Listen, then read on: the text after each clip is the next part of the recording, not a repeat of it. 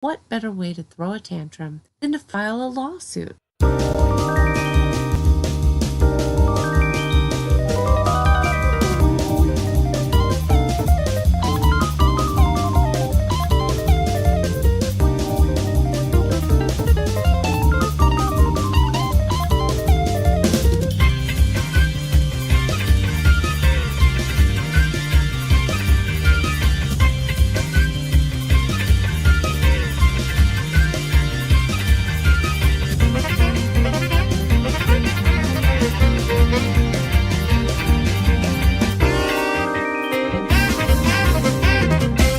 Hello and welcome to the Elephant Lounge. I am your host Tuesday, and I want to thank you for joining me. On May 23, 2018, U.S. District Court Judge Noemi Reese Buchwald in Manhattan had ruled that President Trump would no longer be allowed to block other users. She cited the First Amendment and stated that the president nor his aides would be allowed to prevent others from viewing the president's Twitter feed. The following is quoted from NPR's website. Buchwald boiled down the case to two simple questions. Can a public official block someone from seeing her or his Twitter feed given First Amendment protections of free speech? And does it matter if that public official is the president? The answer to both questions is no, Buchwald wrote at the top of her opinion. The case was technically filed against Trump, his former communications director Hope Hicks, his chief press secretary Sarah Sanders, and his social media director David Scavino. The White House did not give any indication to NPR or others whether the administration will appeal the decision. According to this story, the president is unique and will not be afforded the same rights as any other citizen that uses Twitter. If someone follows me, for instance, and every time I post, someone is immediately there to post propaganda, lies, slander, insults, and hateful things, I have a right to block that person. As far as seeing my tweets, this person can still log out, view my tweets,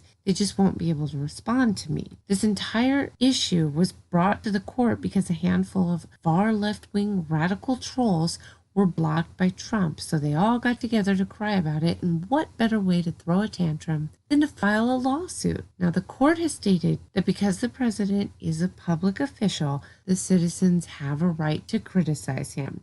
It's their First Amendment right. I agree with that sentiment. Twitter and Facebook have made headlines recently for being accused of shadow banning conservative voices. This term is often described as a situation where someone makes a post, they can view their post, and while this person might have thousands of followers and frequently garner 100 or so likes and or retweets, they are faced with very few likes or retweets, or even none at all. Family, friends, others may question the person's absence from social media. In short, their posts do not show up in the feeds of those following them. Twitter responded to these complaints by redefining shadow banning as merely a search issue, stating that when typing a person's name in their search bar, it was producing mediocre results, and that this wasn't just affecting Republicans or people on the right. The problem is, people are specifically having issues with their actual tweets not being seen by others who follow them. The definition provided by Twitter is worthless, and it almost sounds like they're skirting around the complaints to find some kind of excuse. Redefining shadow banning doesn't address the real problem, and the fact that it affects liberals or Democrats doesn't help their argument. It hurts their case because they know what is happening and they're trying to excuse their meddling by pointing to another wrong. This type of suppression shouldn't be supported, regardless of a person's political beliefs. While not directly related, I do remember back in '92, the Supreme Court made an unprecedented unanimous ruling of 9-0, stating that Bill Clinton could indeed be sued in civil court by Gennifer Flowers, who accused the president of sexual harassment. The reason I bring this up is that it's long been understood that even though the president is indeed in a position of power, the person holding the office should be treated the same way as the average citizen. The president is not to be viewed as royalty or above anyone. Rather, they are considered a servant of the people, selected to lead and make a variety of decisions to steer the country. In recent news, Alex Jones was banned from Twitter. Many people speculate this action was done primarily to shut up a prominent voice on the right. Others on the left say Alex Jones deserves to be removed because of the type of content he produces. And while I happen to agree with the assertion that Alex Jones promotes hysterical, conspiratorial propaganda, I do not agree he should be removed from Twitter. If Twitter is a private company who can make their own decisions, and it seems to me that the court should not be allowed to tell the president he is unable to use the service the exact way everyone else can do. In this case, not being allowed to block anyone. Again, the president should be viewed as a citizen. Since this court ruling does exist, does it not make sense to see Twitter and Facebook as public utilities? This, of course, would mean that someone like Alex Jones should be allowed to express himself, protecting his First Amendment rights. One response many on the left have picked up is to tell people that conservatives need to stop whining and go find their own platform.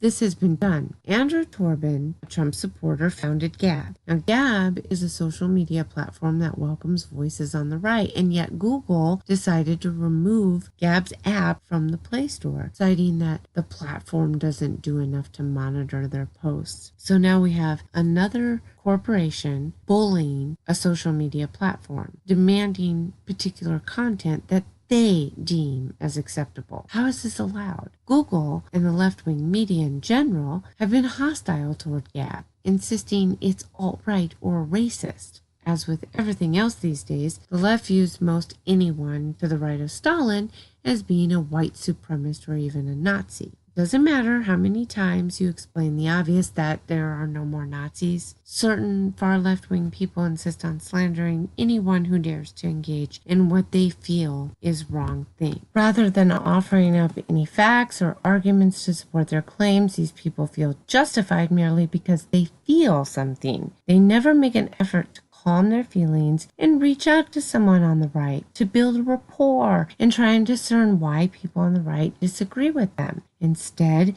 they respond with hostility, anger, insults, and if they are on social media, block. It should be noted that many people on the left are merely Democrats. These are people who rarely even engage in the political spectrum of social media platforms. I'm speaking only of those on the far left and those who are quite loud on the internet. The people who were blocked by Trump and eventually involved themselves in the lawsuit against him were not merely criticizing the president. These were people following the president, waiting angrily for him to tweet so that they would be the first to make an ugly comment involving slander. It always bewilders me how often the left preaches about love and how much they perceive the right as being hateful, yet they lack any self-awareness since they don't seem to recognize their own hatred. It seems many in the tech industry have formed an unelected oligarchy of sorts. They perceive themselves as being superior and knowing what's best for everyone. It's unclear what drives these feelings of superiority. Perhaps it's years of being told how special they all are, or receiving participation awards in every activity they participated in that shape their minds into believing anything they think is what's best for all. It is simply untrue that conservatives are against all government. Yes, limiting the government's reach is certainly something to strive for, but to suggest that all government is considered bad by the right is a typical strawman often employed by people on the left who have run out of excuses for their bad ideas. While I agree we need to be more prudent in our use of the law, I absolutely believe